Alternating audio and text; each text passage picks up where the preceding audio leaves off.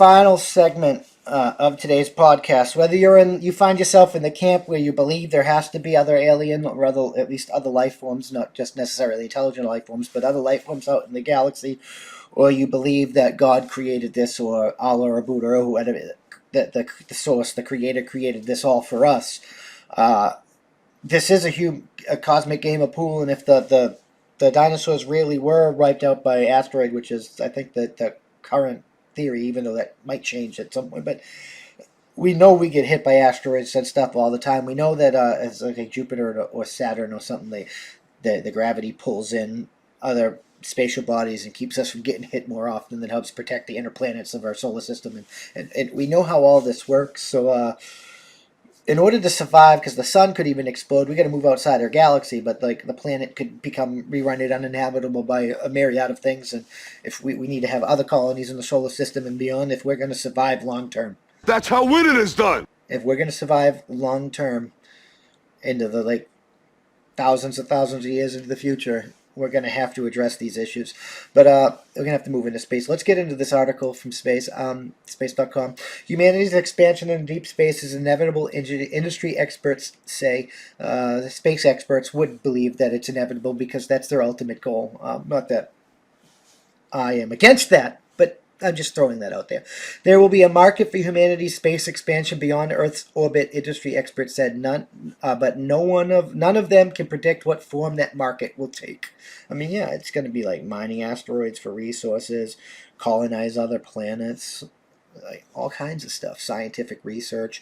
The International Space Station in low orbit serves as humanity's farthest outpost in space right now, but panelists gathered Wednesday, December 6th at the Spacecom 2017 conference here. So this is an older article, by the way. Discussed the future of living and working in space beyond the orbiting laboratory. The predictions of space industry experts are all more relevant after President Donald Trump signed his Space Policy Directive 1 on Monday.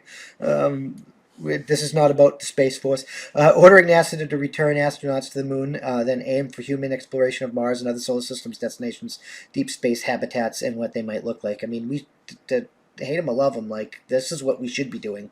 I hope they didn't undo this, because I know they were doing a lot. They were undoing a lot of things fucking Donald Trump was doing, and looking for a vision of the future where we move into space. That's not something that we should stop doing because of partisan bullshit. So it's going to throw that out there. Before the panel, NanoRack CEO Jeff Manbar revealed a new image of his proposed solution, Exion, a collaboration between his companies, Space Systems, L'Oreal, and Space Adventures, working with United Launch Alliance on how to repurpose spent upper stages of Atlas V rockets as crew habitats. Those stages, which carry fuel and are ejected during the space launch process, could attach to the International Space Station or be used alone. So now they're working on a plan to recycle space debris into other workable habitats. That's actually a good plan. We should be recycling almost everything we use. Everything that is recyclable should be recycled. We have spent the last 5 months seeking to convince ourselves and NASA that one can repurpose a spent fuel tank while it's in space.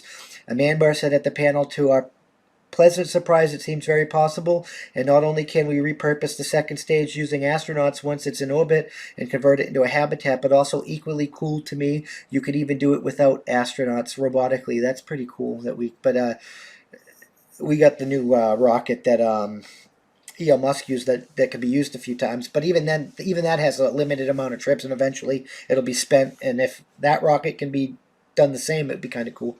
The idea isn't new, he added. The U.S. considered something similar 50 years ago, but the technology wasn't there to safely recycle rocket stages in orbit. Now the Exion collaboration is looking into the idea for a modern age with NASA's Next Step program. I mean, I wonder how far we've advanced this with SpaceX. There has been enough advances in 50 years, and the upper stage of the Atlas V is a good way to begin. That we can now envision sending to LEO, Manbar said, referring to low Earth orbit for habitats where crewed or LEO or the warehouses and factories of tomorrow in deep space. We can suggest this as a pathway that's proven, that's commercially efficient, and it makes utilization of what the taxpayer is already paying for. We're now looking at how we could do this in a commercial manner, and one of the clues is that one of our partners is Space Tourism, Space Adventures, Manbar added. Space tourism is probably going to fuel most of this. That's why you had Bezos bringing regular people up into space and stuff. But we'll see how that works. And as I said, I think SpaceX is going to send that Japanese dude to the moon soon. Orbital ATK is, and they're going to put it on VR, by the way.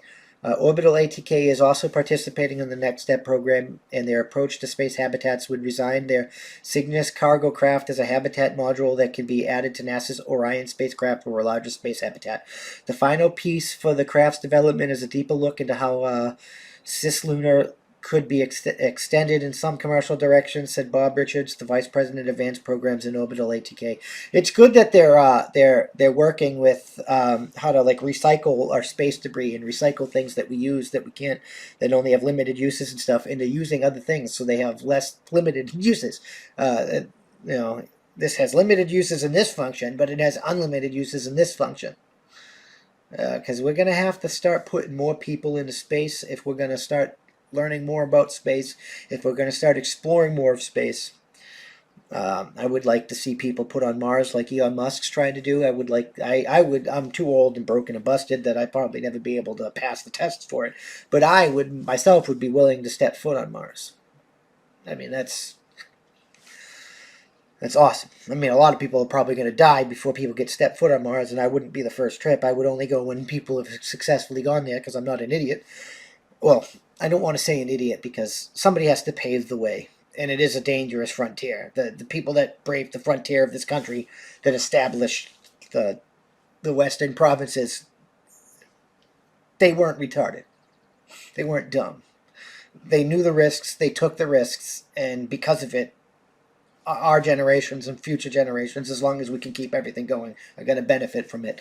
And space travel is not going to be the same. But if I live to see a day where I can travel to Mars, I'm going to try and go. I mean, maybe I'll be too poor, maybe I won't be, maybe I'll be too old, but we'll see how that goes. But it's going to be required. Aliens a no for the future of humanity. I'm just fucking saying.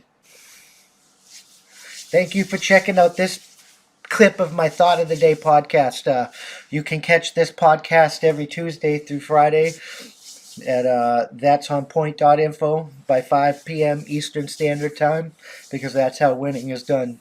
New clips go out daily, and we can't do this without you, so we appreciate your support. With that being said, consider joining for $5 a month, and you get early access to the uncensored version of this, early access to our weekly That's On Point podcast, and access to exclusive content only for members. All the money that we receive is going to go funnel back into this to hire more journalists and do more things for you guys, because that's how winning is done. It really is. We got a merch store and stuff. You can help there, and if you can't help via money, you can always just leave a comment, and share this out there, because that helps us more than you can immensely know. That's the best way to help. Just leave a comment, and share. And if you're listening to us, leave a review. Leave a good review. Help us boost us in the podcast ratings and get us up there, because that's how winning is done. We'll see you in the next one. Peace. Peace.